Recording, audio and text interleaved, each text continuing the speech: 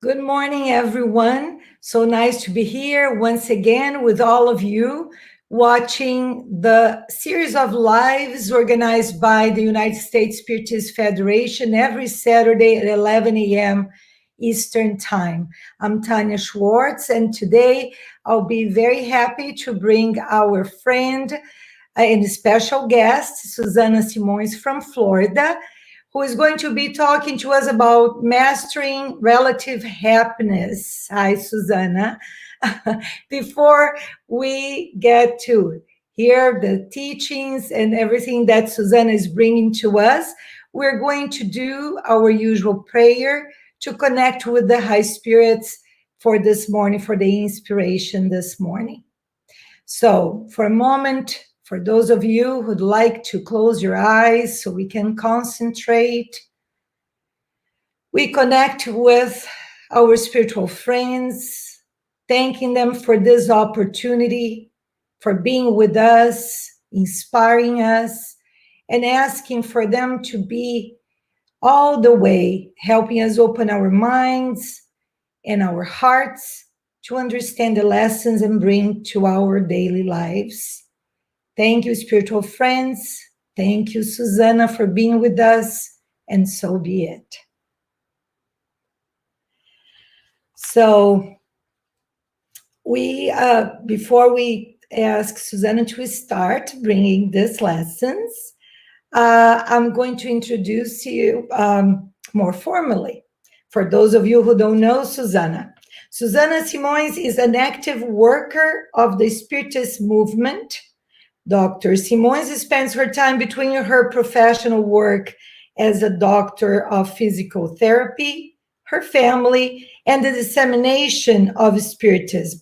Suzana has worked as a member of the Spiritist Federation of Florida and the Spiritist Federation of the United States. She's one of the founders of the Conscious Living Spiritist group in Miami, where she works primarily overseeing the work in English. She's an active speaker in the US and abroad. Hi, Suzana. Nice having you here with us. You're in mute. My apologies. Hi, everybody. Hi, Tanya. Thank you for having me. And I would like to let everybody know that we'll be taking some questions at the end of your talk.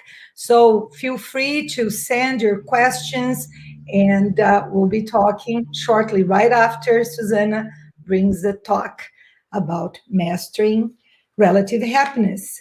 The word is yours, Suzana. Thank you for being with us. Thank you. Good morning, everyone. Again, it's very nice to be here. I see some friendly names already, Bob, Abigail, and others. So today we are going to be talking about relative happiness.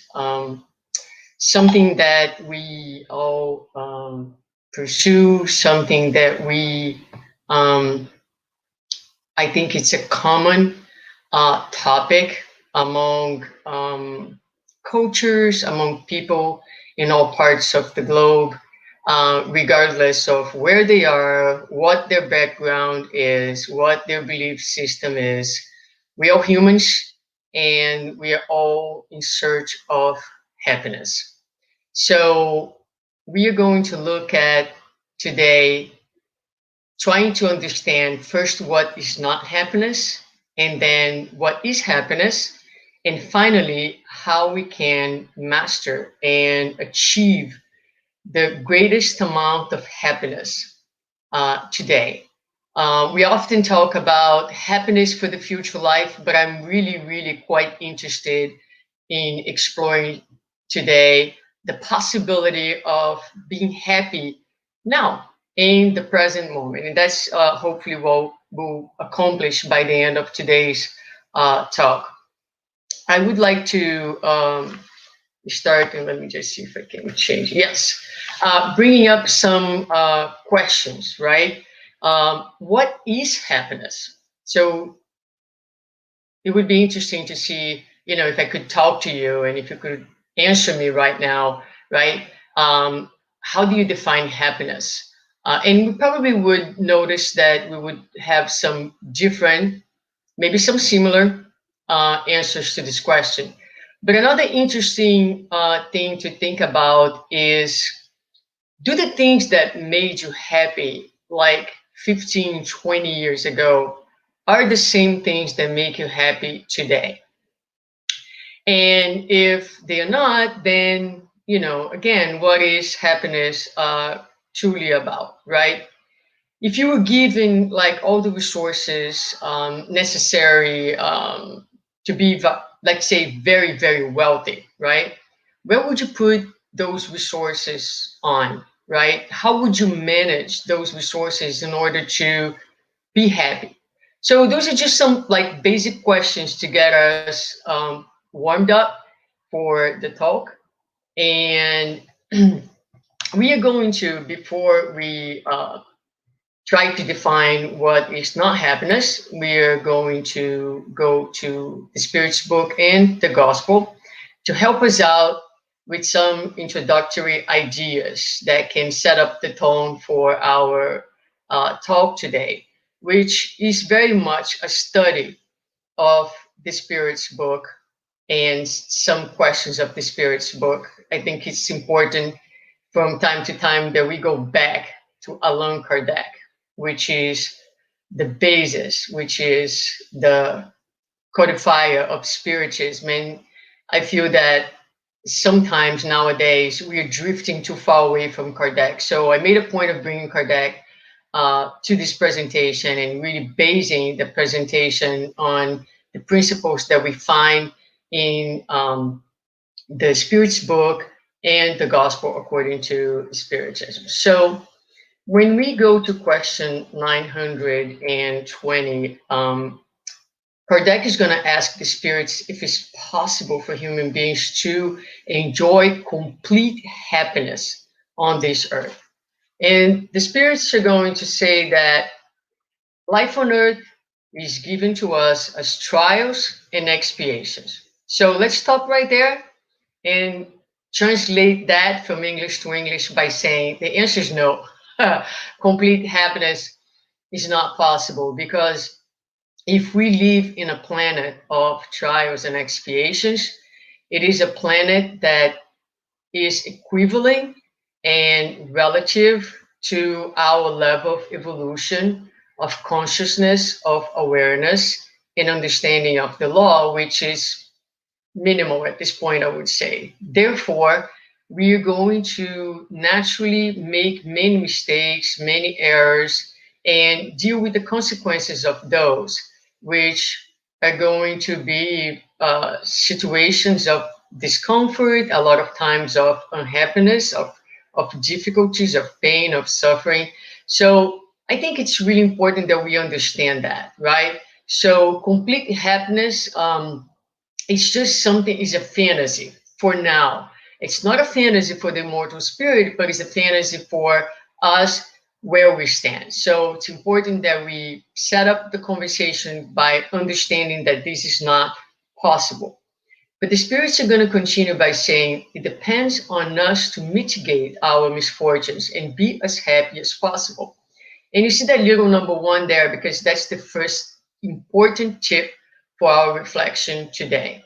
So we, although complete happiness is not possible, we have some power in our hands, which is the power to mitigate, to minimize, to decrease our misfortunes, and to be as happy as possible here on earth. Very well. That idea is also found in the Gospel according to Spiritism, chapter 5, item 20. Let's see what the spirits tell Kardec right here. They will say, in general terms, one can affirm that happiness is a utopia, the search for which successive generations have set out without ever being able to reach it. For if a wise individual is a rarity in this world, an absolutely happy one is not any easier to find. So again, Sorry, it's I missed just, that. oh, Could you say it again, please? I'm sorry, my phone's talking. So it is the same idea. So basically telling us that this idea of complete happiness is really not suitable for the planet and the circumstances that we live in. Very well. On question 921, um, the spirits are going to tell to Kardec that completely happiness is not possible. Kardec is going to ask the spirits, completely happiness is not possible. Okay, I get it. But meanwhile, is it possible for anyone to enjoy a relative happiness? And I put just the first sentence of the answer that the spirits gave to Kardec. They're gonna say, most of the time they are artisan of their own unhappiness. So tip number two, people. Tip number one, we have the power to mitigate our own suffering.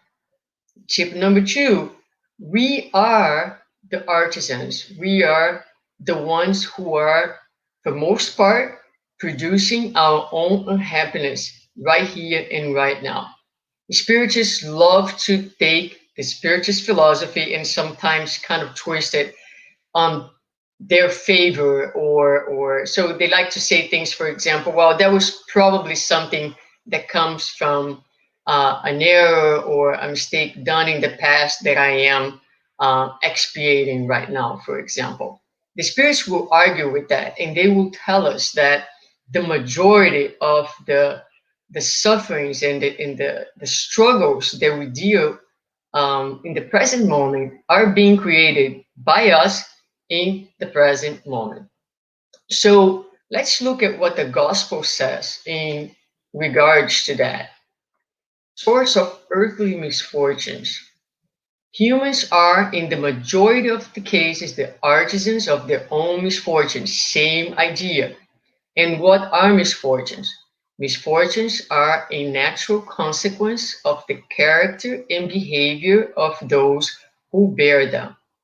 So again, we are creating our own unhappiness here, and these unhappiness, these misfortunes are a consequence of the character and behavior. So another thing for us to think about. So if we have the power to mitigate our sufferings and the misfortunes are coming from our character and behavior, then there is another nice tip here, right? So that's what we need to tackle. We need to look at the ways we are behaving and our character. And in the gospel, they will further explore this idea by giving us examples of ways in which we compromise our happiness in the present moment. So they will continue by saying, humans are victims of pride, imprudence, and ambition. And then practical examples. Marriages, they are the result of self-interest and vanity. Disagreements and quarrels that could be avoided with less susceptibility. Infirmities and illness, they are the consequence of intemperance and excesses. Unhappy parents who did not combat their kids' bad inclinations. So this is not so difficult to say, to see how our own pride gets in the way of of our happiness by creating distance, by creating separation, by creating conflicts. Our ambition that's usually driven by our sense of lack, our sense of smallness. So it's not a healthy ambition. It's an ambition that makes us walk over other people without taking other people's feelings into consideration. Marriages, so many marriages nowadays where everything happens so fast and people get married. They and I tend to joke when I talk about this in my lectures. They meet one day, 3 months later they're living together. 6 months they're married, getting married, putting on Facebook that they have found the love of their life, and etc. And what do you really know about anyone in such a short period of time? So things have gone a little backwards, and a lot of times we are marrying for the wrong reasons, or without taking the time to truly get to know the person that we are getting married. So that will trigger a number of problems in our lives that perhaps didn't need to be there in first place. It was not meant to be that way, but we are making choices all the time. And a lot of times, again, these choices are not being guided by the right reasons. Disagreements. We talk about often all the wars and all the tension and hostility that we see in the media, that we see among countries, and yet um, in our daily lives, in our family lives, in our work life, in the spirits movement, um, so much resentment still, right? So many disagreements. We are so incredibly frail as human beings still. We get hurt so easily. So this is a great, great source of pain that we are creating as a result of our inability to relate with one another. For instance, infirmities, illnesses, so much that we suffer, that nowadays science has um, educated us. We have the resources to understand all the good things about how to care, for instance, for our body and for ourselves. And yet we live in a society of tremendous amount of excesses and disrespect to the physical body, and creating a source of pain and suffering that, no, it didn't necessarily needed to be there. We're creating for ourselves. Of course, all those things have emotional reasons underneath that need to be um, understood, so that we can actually start to take better care of ourselves. And then nowadays, I have two preteens in the house, and I can certainly see how easy it would be to, just say, forget it. I'm not going to be in this daily battle with you because you don't want to do this or you don't want to do that. And then we wash our hands and walk away. And then later on, we have a source of problems that is the result of our absence or our unwillingness to cope with the challenges of parenthood. And then we end up with a source of suffering that, again, perhaps didn't need to be there if we had been able to stick to our duty and do the work, because it is work, of raising our children to the best that we can. So those are just some examples. I think it's important that we talk about that, so those things are not so theoretical, and we can see where and how we are creating unhappiness in our lives. Perhaps one of the problems is, where are we placing or looking for happiness is not necessarily the right place. And so I want to bring to you this recent survey that was done with millennials about their goals. They were asked, what were the most important goals in their lives. And 80% of them said that their primary goal was to get rich. Another 50% said that their goal was to be famous.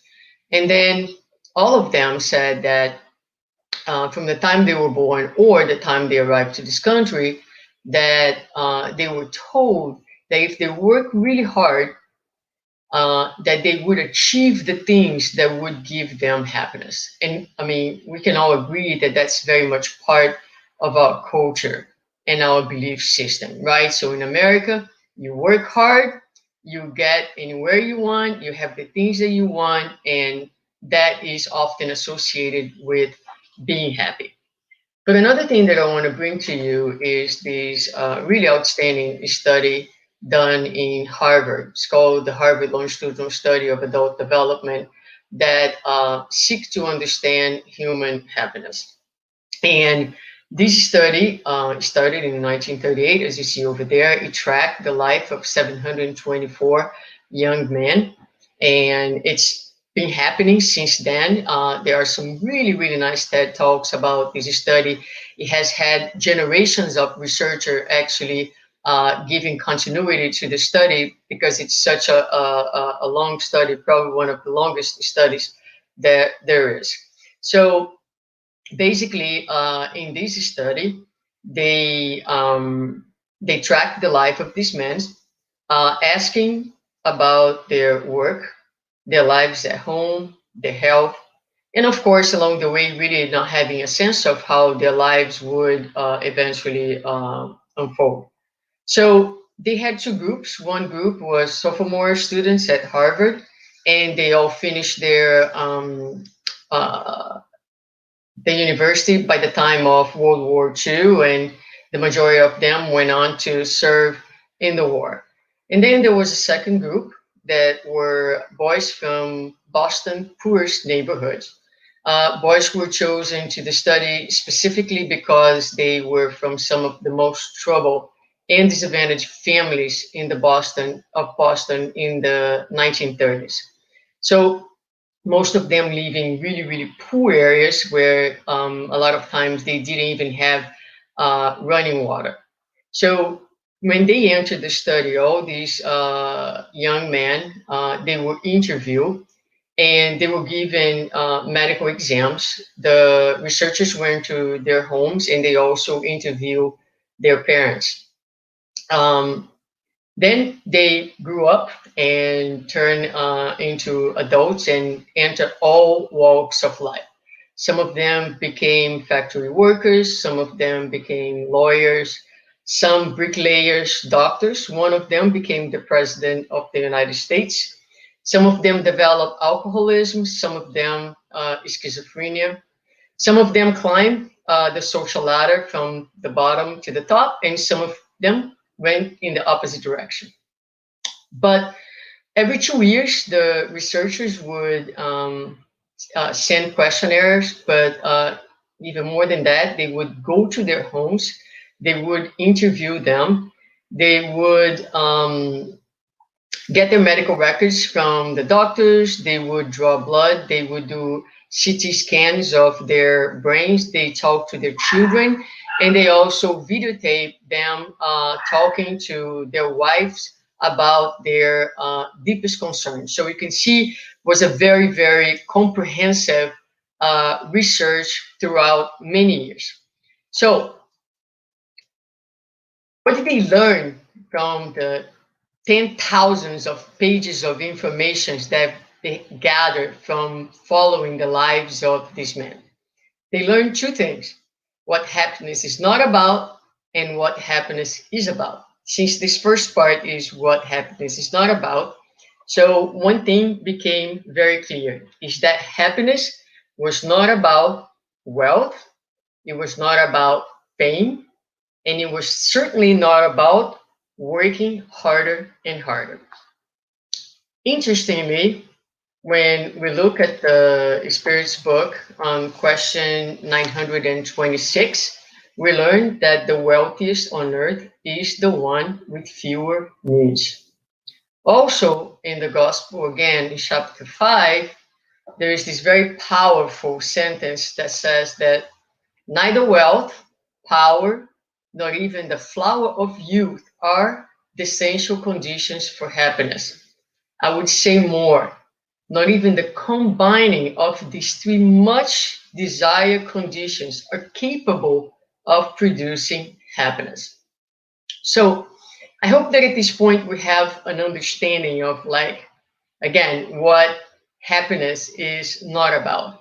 Happiness cannot be placed outside of us. Happiness cannot be placed on the material because the material is here one day and it's not going to be here the next day, not necessarily, right? No one is arguing that material means and wealth does not bring comfort to life. That would be silly. But comfort and happiness are different concepts altogether. And we know very well a lot of people who have a lot of resources and yet they don't have a happy life. And we know also, on the other hand, people who have very little, perhaps much less than all of us who are listening to this talk, and yet they are able to experience joy and happiness more than perhaps us. So, what is happiness truly about? I would like to close this first part by bringing just a little story about Socrates, that he was walking on the street of Athens looking at some things that were on sale at a market on the street. And a merchant approached him and asked him, "Sir, what do you wish to buy?" And his answer was, "I'm only observing how many things are there that I do not need to be happy." Honestly, after I heard about this little story, I started like questioning my own self and the things that I buy, and for many reasons. But do I really need this to be happy, right? So it's just so nice to observe how many things are there that I do not need to be happy. So it's a proposal of like a small exercise for all of us to do. Very well. So moving on, so let's talk about the possible happiness that the spirits told us it's available to us. So I'm going to bring up this book that's written by a psychologist I have cited in other lectures before because I really like it a lot, which is The Upside of the Dark Side. And in this book, the researchers, the psychologists, they do talk about happiness, and they actually propose happiness as something that is not a butterfly moment. And I really like that expression. So we're going to try to define happiness that is not a butterfly moment. And what is a butterfly moment? A butterfly moment is that is like suddenly the butterfly lands on your hand, and you try to keep that moment because you're appreciating the beauty of the butterfly. But the next thing you know, before you know, it's gone. And that is a lot of times the happiness that we experience. It's very much fleeting. It's there one moment, and the next moment is gone. So we're going to try to understand happiness that is a little bit more lasting, a little bit more resilient, and then we'll define happiness. Perhaps not a goal that we should be pursuing in life, but as the outcome of something that's bigger, the effect of something like wholeness, integration, and connection. So keep that on the back of your mind, that definition, especially the second part, the effect of something like wholeness, integration, and connection. So as you achieve wholeness, integration, and connection, then happiness should be the natural outcome of this state. In the same book, they also bring this analogy. That's a really interesting analogy because they're going to say that happiness is not empty of stress and or conflict. So that's another important concept for us to understand. So not only complete happiness is not possible and is utopia in the world that we live in, but also happiness is not this constant state where we don't experience stress, we don't experience conflict. And so they bring this idea that happiness is seeing persons who develop the ability to deal with emotional equivalent of camping. If you know anything about me, you know that I have never camped in my life, right? Why? Why is the emotional equivalent of camping? Because when you go camping, right, if it's true camping, not these fancy campings of nowadays, there's no shower, there's no hot water, there is no toilet for you to flush. And so these are challenges, right? These are discomforts that the camping situation will bring. So what they say and is that happiness is seen on persons, on individuals that develop this emotional, again, equivalent of camping. People who can handle some distress, who can face adversities, and emotionally not shy away from the feelings that naturally come up. Sometimes guilt, sometimes anger, sometimes feeling bad, sometimes feeling pain. So instead, they're able to withstand the discomfort of the camping situation and even draw some good things, some good lessons from that experience of discomfort. So if you were like me, you would ask, why would I want to camp when I can stay in a nice hotel? That's what I say all the time, right? As long as I have a nice hotel and a room to go back to at the end of the day, a comfortable bed and a nice hot shower, then yeah, I can spend my day on the wild. But that's me. Could be my picture right over there. And they will say that they call this camping experience the the feelings, they call it distress tolerance, and they say that it makes you a better camper and it allows you to become stronger, wiser, mentally agile, and most important, happy in a resilient way. So again, we are trying here together to get a concept and an understanding of what can make us happy now. But we are looking for something more than the happiness of when we buy something, because like anything that we buy, it's nice the moment that we buy, but how long that moment lasts. And then what happens is it does not fulfill us in our essential needs. So therefore, for sure, 100% guarantee, in the next moment, you're going to be looking for the next thing to buy to make you happy, right? So we're in a point where we need something else, different, something lasting, something fulfilling.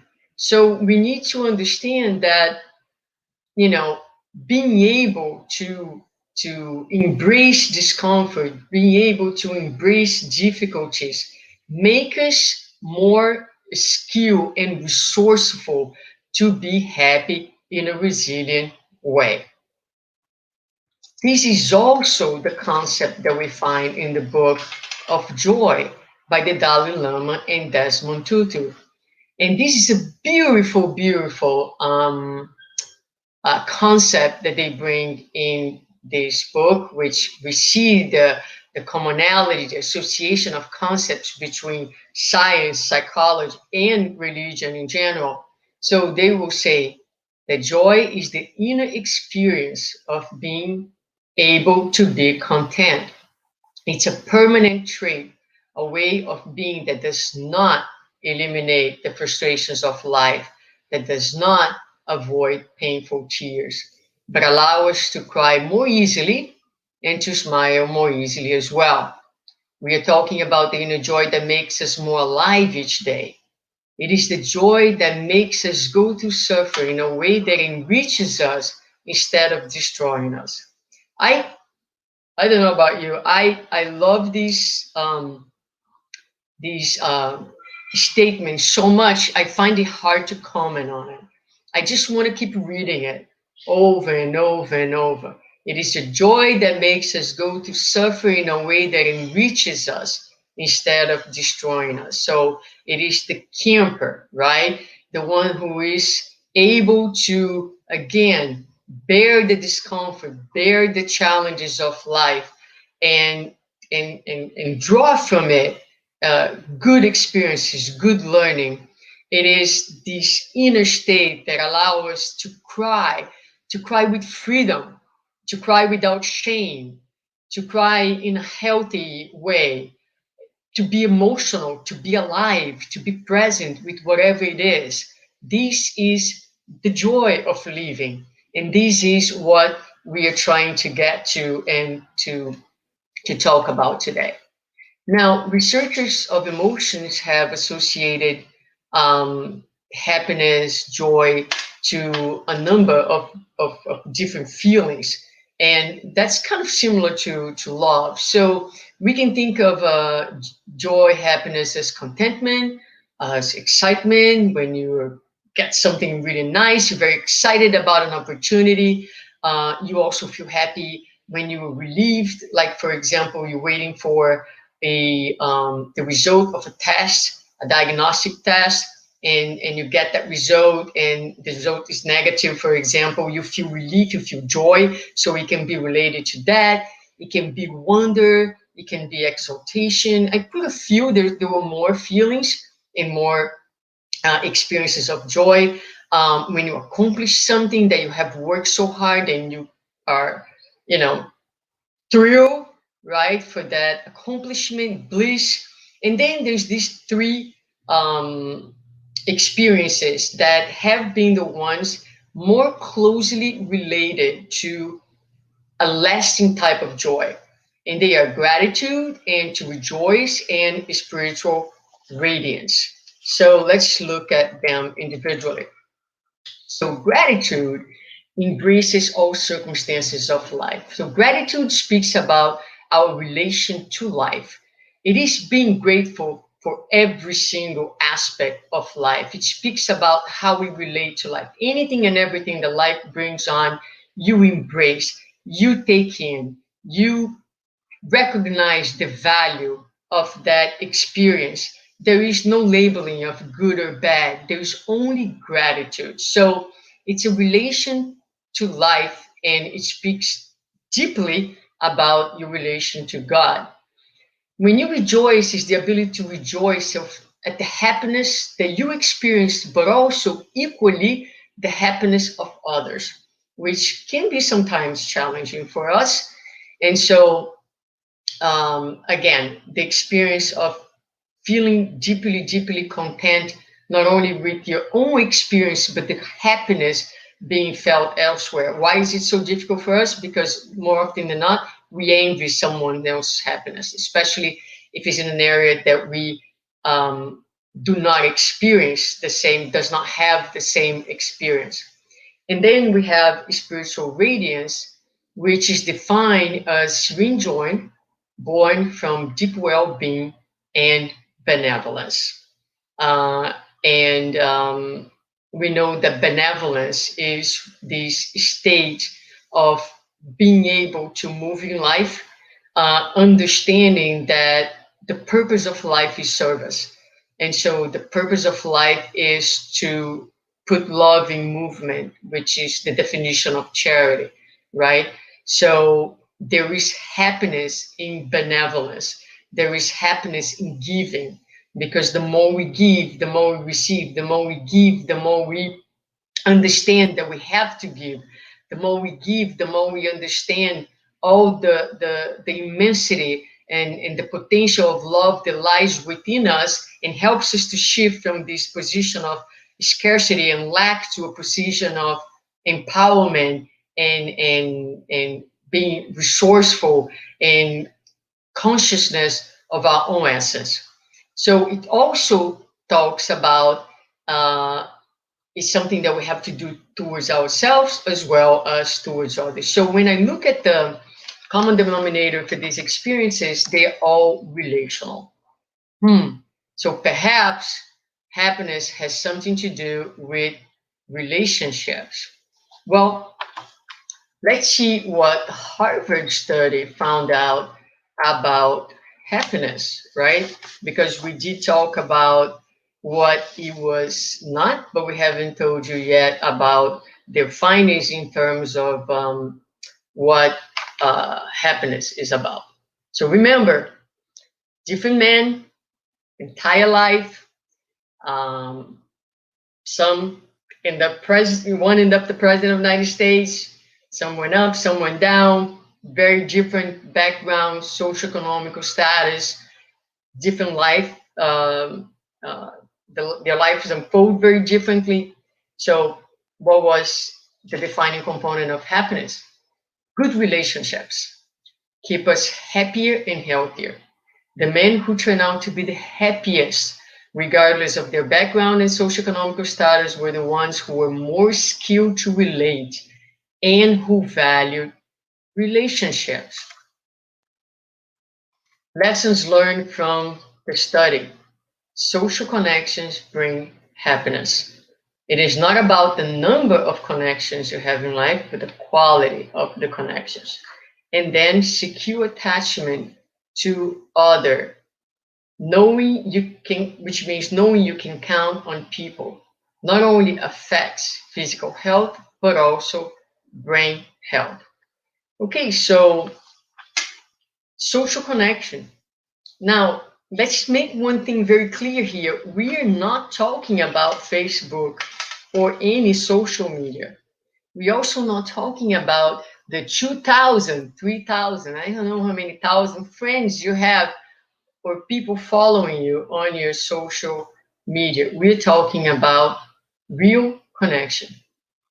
We are talking about people that you can count on, whether you're in close proximity to them, whether you see them often or not. We're talking about real connection, knowing people, counting on people, um, relating to people.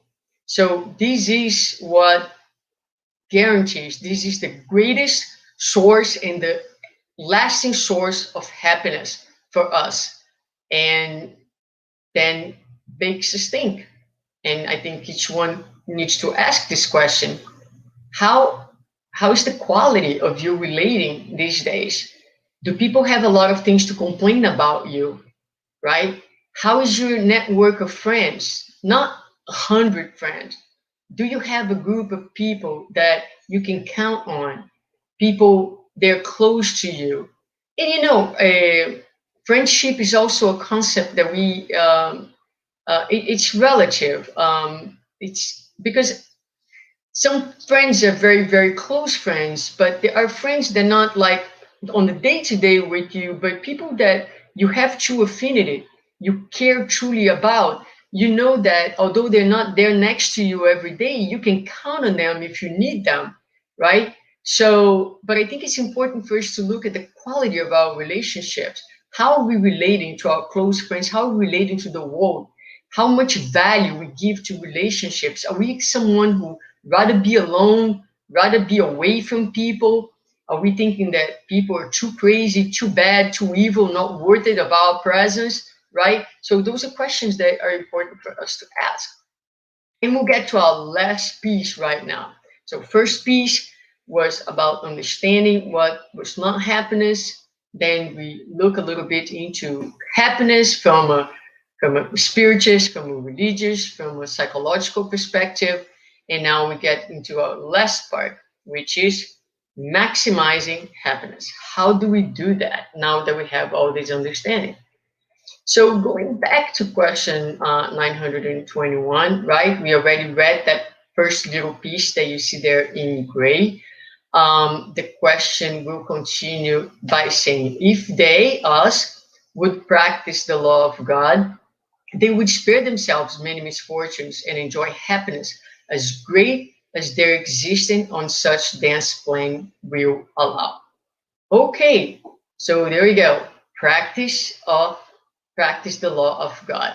So that's the key. That's the key for our talk today. We need to practice God's law. All right. So if the key for happiness is the practice of God's law, the question is, what do we know about God's law? Shouldn't we be investing in knowing, in understanding, in practicing God's law? Okay, so question 614 helps us by saying the natural law is the law of God. It is the only true law necessary for the happiness of human beings. It shows what they should or should not do, and they only suffer misfortunes because they reject it or we walk away from it. So let's again emphasize this point. The only true law necessary for human happiness. Anything else that we are doing to achieve happiness that is outside of that, we're off. We're missing the target big time, right? So let's further understand this law. Question 617 now. All the laws of nature are divine because God is the author of all things. Scientists study the laws of matter where more individuals study and follow those of the soul. Okay, so the law has two components, a material component and a moral component. And in the same question, Kardec is going to comment and explain a little bit of this concept by saying, among the divine laws, some regulate movement and relations of base matter. There are the physical laws, and studying them belong to the domain of science. Others specifically concern humans and their relationship with God, their fellow beings, their fellow beings, encompassing rules of the life of the body and those of the soul. They are the moral laws. The laws are one. They are the laws that govern base matter, and that's studied by science. And then there is law that concern human beings in their relationships. Keyword, folks, relationships, right? So psychology is telling us, the research, science is telling us relationships. And here, the divine laws, they are there to to uh, uh, to to guide us in terms of our relations to whom? To ourselves, to others, and to God itself. Okay, so in order to accomplish that, um, God sent us Jesus as our standard model guide for the practice of the law. He's the highest standard of moral perfection in his doctrine. His life is the purest expression of the law. He is the purest being that has ever walked on earth. So we have the laws, key for happiness, the practice of the law. We understand that those laws help us with our moral development, guiding our relationships related to our relating. Now, Jesus' life is the purest expression of the law, so we have a guide. So we need to ask ourselves, how did Jesus relate to us? Did you ever see Jesus putting anyone down? Did you ever see Jesus diminishing anyone? Did you ever see Jesus gossiping about people? Did you ever see Jesus pointing out errors to humiliate anyone? So the way Jesus related to us was always to dignify us, always to uplift everyone. He treated all of us equally, with the same love, with the same compassion, with understanding of our humanity, with acceptance of where we are in our evolution. So we must seek to mirror in our behaviors, in our actions, in our thoughts, in our relating those principles that he exemplified, because he is the purest expression of the law. And why is that so difficult? Because we are so wounded, because we are so far from feeling our real nature, because we live in a paradigm of lacking. We feel constantly inadequate. We feel constantly small. And as long as we are in this place, it's hard. It's hard to treat others that way, because we're always trying to surpass our brothers and sisters, as opposed to hold their hands and say, let's go, let's do it together, let's grow together. Because you know what? In God's hearts, there is a place for everyone to be equally loved, equally special. But in addition to that, God gives us the laws in our consciences. So we have a model, we have the laws within us, and we have individuals that come from time to time to remind us about these laws. These are God's missionaries. But there is more. In question 619, Kardec is going to ask, has God provided all humans the means of knowing the law? Because some people say, well, the law is in us, but not everybody knows it. Not everybody's aware of it. So here is what is important about this answer. The spirits are going to say, all may know it, but not all understand it. So it's true that we all know, but we don't have the same level of understanding of the law and its implications. Moral persons, who are moral persons, is defined elsewhere in the Spirit's book, able to distinguish good from evil and to do good for all. And those who desire to examine it are the ones who understand it best. On question 626, the spirits are going to say, since the divine laws are written in the book of nature, men and women are able to understand them as soon as they want to look into them. So notice that I underline the who shouldn't be underlined. My intent was to underline the two verbs. One needs to desire, one needs to want.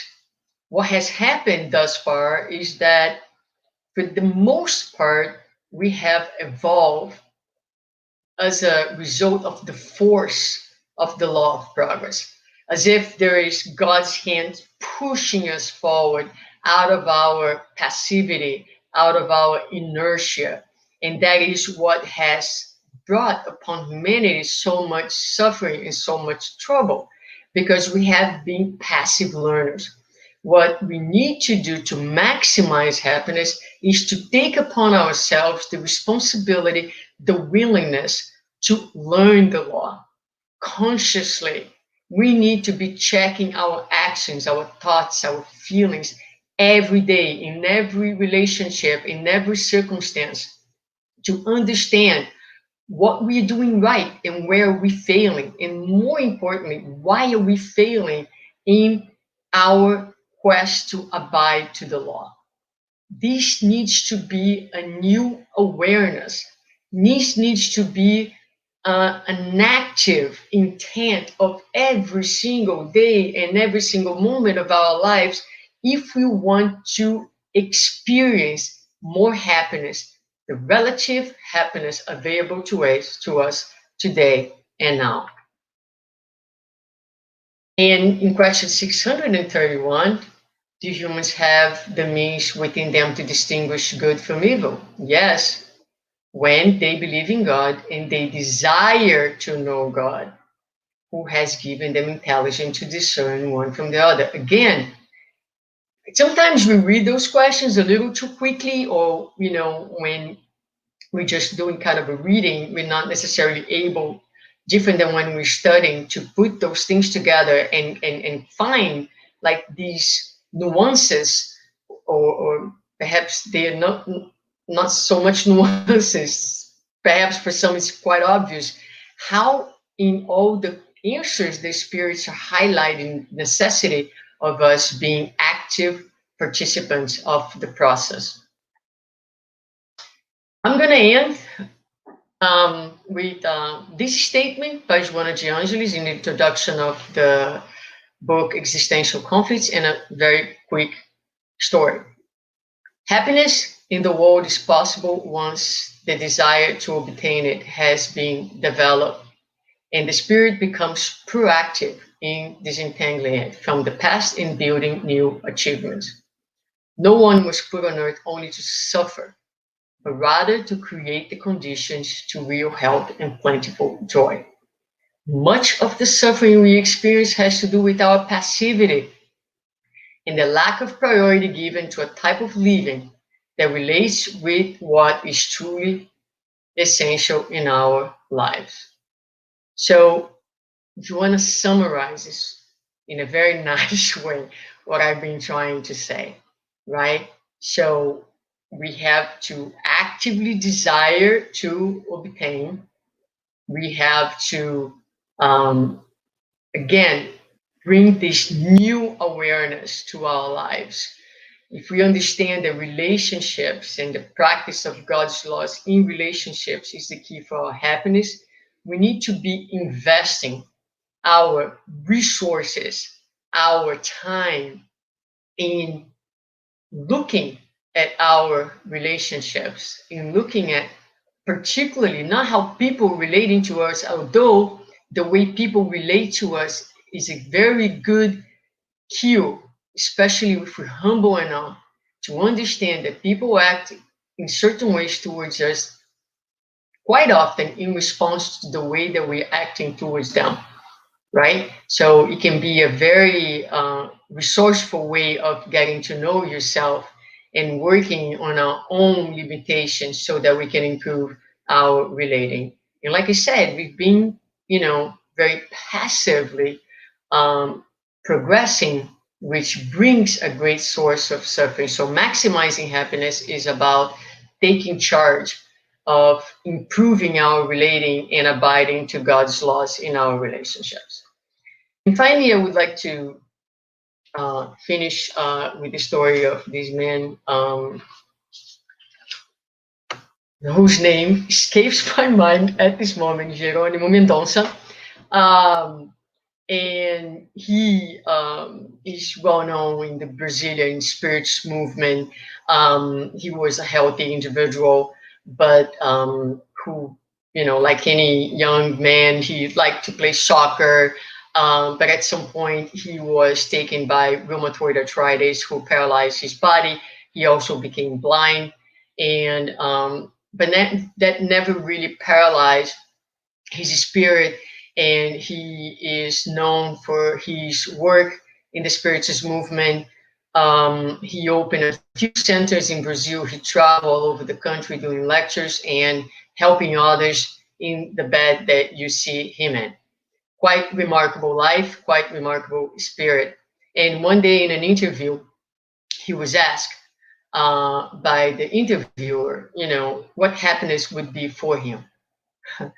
And his answer was, I would be happy if I could turn to the side. So he could not turn. He was stuck in this position. And when I heard this story and I was putting this presentation together, it came to me that perhaps this is what we need to do a little bit more. I even got a little emotional. I'm not sure why. But I think we have been, as humanities, um, stuck in one position, which is looking straight ahead, as if our souls have been paralyzed in that one position, unable to see the person next to us, unable to turn our heads perhaps a little bit more often to the needs, to the humanity of the people that are next to us, to be more empathic. We are so focused on our own self, my goals, my ambition, my future, my life. In that way, we keep going forward, alienating the people who are next to us, unable to truly see them for who they are, unable to truly understand their pain, understand where they come from, where they are in their lives, in their struggles. We become so oblivious to even the people who are the closest to us. And perhaps the moment that we live today is a moment that's calling us to regain some movement and turn our heads and look to the person next to us, to leave these emotional, spiritual paralysis that we have been in and be able to see more people, to reach out to more people, to relate to more people, to expand our world. Because outside of love, there is no salvation. Outside of relating, there is no salvation. Thus, the law of society. We're not going to be able to do it alone. We cannot achieve enlightenment by meditating on the top of a mountain. We need to open our hearts to people, to humanity. Our lives need to be about building a spiritual family.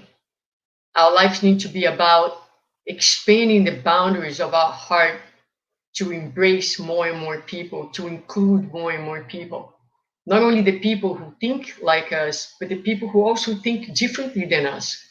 We need to expand our paradigms of relating. We need to finally say to Jesus, yes, yes, I will try every day. I am committed every day to love my enemies, which means to have a space in my heart to recognize that although we have difficulties, they are just like me, a very, very special child of God. And we have, we have, if we want to be happy, we have to end our quarrels. We have to make peace with our enemies while we are on the way, especially if we want to be happy today. So, this, my friends, is today's message. I hope that you can take home these concepts, this invitation, this challenge. Why not? Right? And of course, it's not going to be perfect. And I don't think that neither Jesus or God expect from us perfection. But I do think that they expect from us commitment. I do think that they expect from us renewed commitment each day, and the commitment to value others, and the commitment to move forward, expanding each day more and more our spiritual family. Thank you. Thank you, Suzana. Wow. What a message. What an important message, especially nowadays, what everybody's going through, and how to find the happiness in every moment. I love it. Love everything that was brought to us. Thank you so much.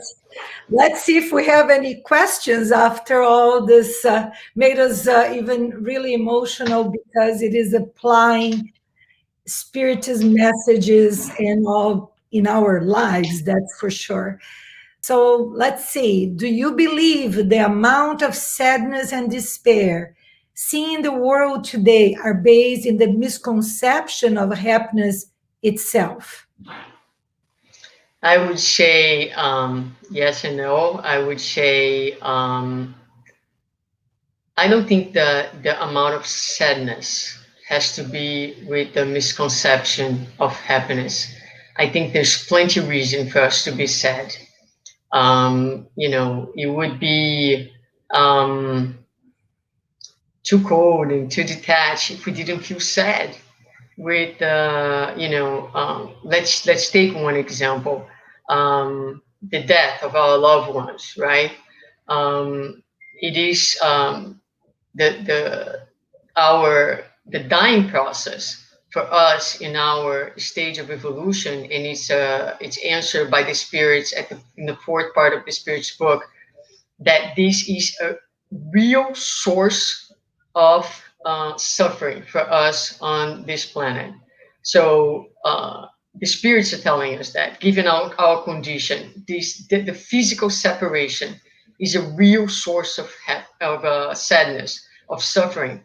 So we have reasons to be sad, yes, but we don't have reasons to be desperate. So I think that in that sense, yes, there misunderstanding where happiness lies, but also misunderstanding what life is truly about, the essence of our of who we are and what our life is about. That causes and brings a level of suffering that with the right mindset, it can be avoided. Too. Yeah, makes lots of sense. Is it possible to define complete happiness? That's from Professor Gilbert Soares. Yes, yes, it is possible. Complete happiness is the presence of the kingdom of heaven within us, proposed by Jesus. And I recommend going to the Spirit's book, the Gospel, where they talk about the scale of the spirits, and you're going to look at the pure spirits, right?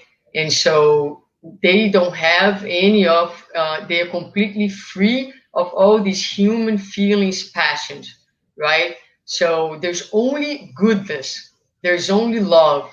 And so that is what completely happiness is about, is when you are fully aligned with God's loss when you are fully aligned with your essence of a child of God and immortal being, and you're free of you no longer need to incarnate because you don't need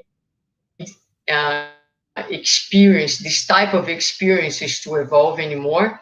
We continue to evolve forever, but without any presence of suffering. So yes, but I think the explanation that you find in the gospel when you read the characteristics of the pure spirits, even when you go to like the regeneration world, and you read that, you're like, wow, my goodness, I want to be in this world because there's no jealousy, there is no like, like some worlds, the physical body no longer undergoes like the physical painful deterioration with the level of illnesses that we experience in this realm, because they are still equivalent in relative to the level of our moral development and consciousness. So just that, just imagine that. Just imagine living in a body that does not undergo this. It dies because its matter dies, but doesn't undergo these painful and and and processes that we experience here. That would be such an incredible happiness, right? And so in the gospel, you can read like, what each one of these worlds look like and what the characteristics would be. But in general, just imagine the kingdom of God within you, right? All love, no harm ever done, and complete alignment with God's laws. Thank you. Yeah. Do you feel someone can find gratefulness in life even when Yeah, they I don't think accept the existence of spirituality? uh that's I think so. I think so. I think that I let me think for a second.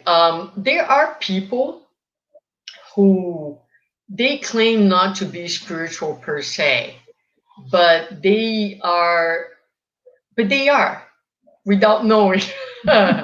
you know, Perhaps they don't like believe in God per se, or spirits or anything like that, but they are deeply tuned with goodness, and and they are able to appreciate life in ways in which um, again they appreciate, they're able to recognize that even in the difficulties they're able to take good things out of it, that the difficulties contribute to who they have become Mhm. and to who they are in the present moment.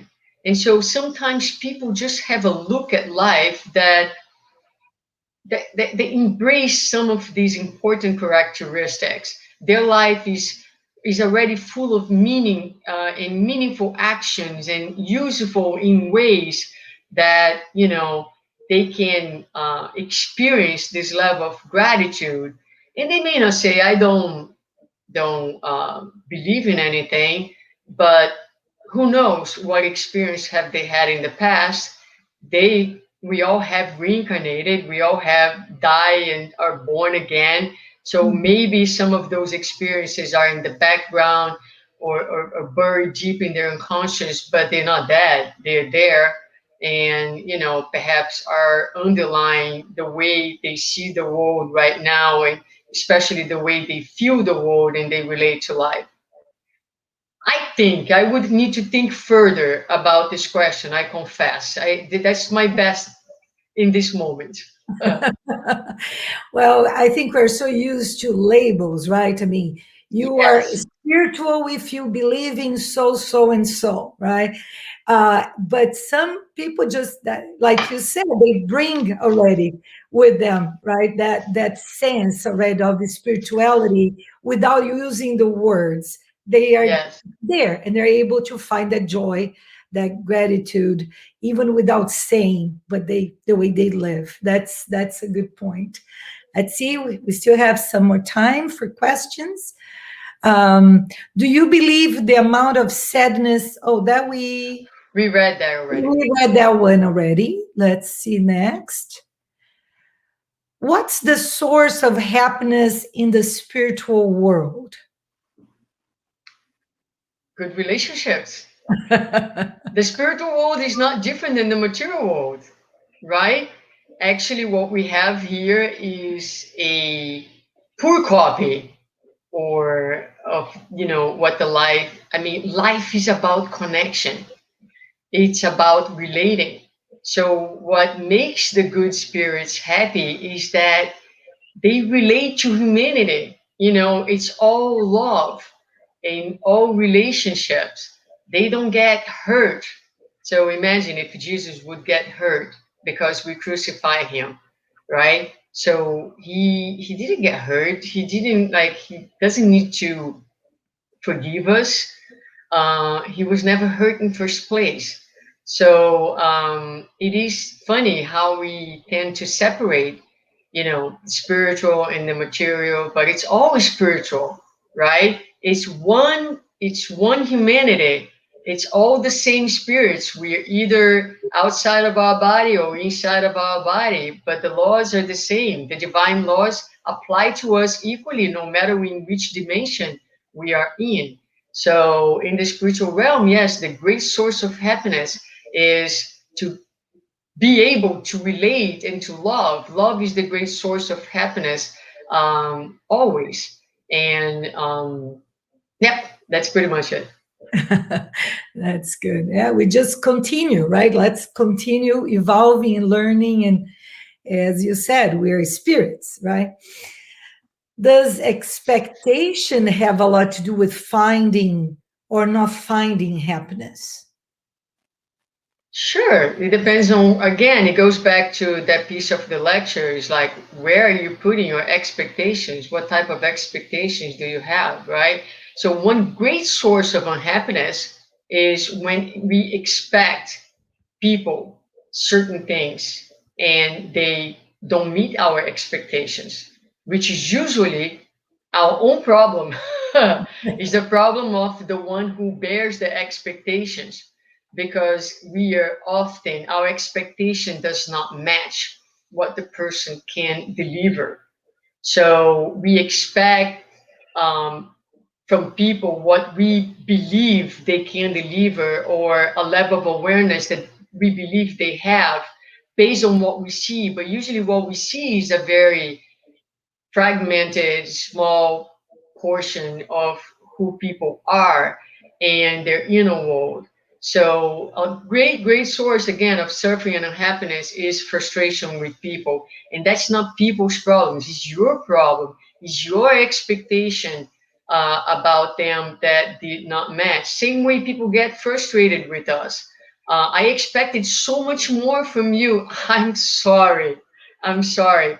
That's where I am. I'm trying. I'm trying. I too expect, and that's another great source of unhappiness, is when our expectation of ourselves are also unrealistic. Because a lot of times we expect so much from us. Because I know all of this, because I'm speak for myself, right? So because I'm doing this lecture and I did this study, should I live here and behave in a certain way? So I need to be realistic with myself. I'm still a very self-centered person. I can be very rigid at times. I understand that. I know that it's not going to be a miraculous transformation. But like I said in the presentation, I am, and this I can say, I am committed every single day to have a better relationship with myself and with others. And I keep working on that. So every single little step, when you set your expectations at the right place, take into consideration your potential, but also your humanity, then you appreciate every single gain that you make. And you are able to forgive yourself for your mistakes, right? And you're able to recoup and to move forward. And so, yes, I think that the expectations can be a great source of unhappiness. And we need to, part of the challenge is to set the right expectations for ourselves. We shouldn't set expectations for others. only for ourselves. Yeah, that's the tough part. And also the expectation that we have about happiness, right? I mean, if we set the wrong expectations about what happiness really is, we'll never achieve. Like you said, we're going to try the wrong target. We'll never get there. So Yes, and another this thing, is Tanya, key. is when we put the expectation in happiness depending on others. So Mm, my expectation of happiness depend on my children, depend on my spouse, depend on my friends, right? You yeah, don't have control over anyone else but you. So one of the great things that Spiritism does is gives us the resources to be happy yeah, regardless of where other people are. Happiness, as we talk about, comes from within. It's the happiness of being alive. It's the happiness of growing. It's the happiness of loving. Uh, we must be our primary source of happiness. We cannot put our happiness in the hands of others yeah. because we definitely setting ourselves for failure. Yeah, and this is a very bad habit. Very, you hear all the time, like you said, including ourselves. Let's pay attention what our expectations are. We cannot Yes. depend on others, and we also think others will. We give that power to others sometimes, and nobody has it but ourselves, which we feel very empowered on that, and a lot of responsibility too. We have time for one more question. If the laws are in our consciences, does that mean nobody has excuses not to know how to look for happiness in the right place? That's a very tough question. Yeah, there are excuses. We always find them, right? We always find them. No, and yeah, and it's not an excuse, but it's an understanding that it's a process, right? So, like the spirits mentioned to Kardec, the law is in our conscience. So, instinctively, intuitively, we kind of know that something's not right, something, but the understanding of the law is progressive. We understood God's laws in a certain way when we live in the caves. Um, and we understand God's laws better today. Now, those laws have always been in our conscience from the moment we became humans and acquire intelligence. But we can see that our understanding of the law today is much different than it was, so many years ago. Thus, the improvement in the human laws that gradually reflect more and more our divine awareness of, for example, equality and justice and things like that. So it's not necessarily an excuse, but it's gradual. I mean, as we grow, as we learn, as we better understand the law, we are also going to be able to make better choice for ourselves. Mhm. Thank you. That very good points. Uh, Really, we have a lot of food for thought, a lot of material there that makes us really, like we said, empowered. At the same time, taking the responsibility in our hands. So it was a great talk, great points. Thank you so much, Susanna, to bring that to us today. You're very welcome. Well, hopefully, we were going to get you here back sometime soon. Let's see. Yeah, sure, of course. I'm glad. Okay, thank you. And thank you, everyone who watched this live and those who have been following our Saturday series of lives every Saturday at 11 a.m. Don't miss next week, May 1st. Julio Carvalho from New Jersey is going to be speaking about the source of happiness and unhappiness in the spiritual plane. So we continue talking about happiness, right? So there is definitely a very key topic for all of us. Another very important announcement is that our annual National Spiritist Symposium is coming up on June 5th and 6. Suzana will be there with us, don't miss. We are going to be having both days at the same hours from 2 p.m. to 5:30 p.m. Eastern Time. And this year, once again, it will be virtual, a virtual event. The theme of the symposium is Mediums and Mediumship in celebration of the 106th anniversary, 60th anniversary of the Mediums book. So there'll be talks, roundtable discussions, Q&A, a special youth panel, and the youth will be discussing different aspects of mediumship, but also all of us will be doing that. And last year, we had the public asking, they liked the session, Spiritism Ask Me Anything. So we're having that again this year. So don't miss, save the date, June 5th and 6th, starting at 2 p.m. Eastern Time. Hope to see you next week. Thanks again, and stay with us every week at this time. Bye-bye. Bye.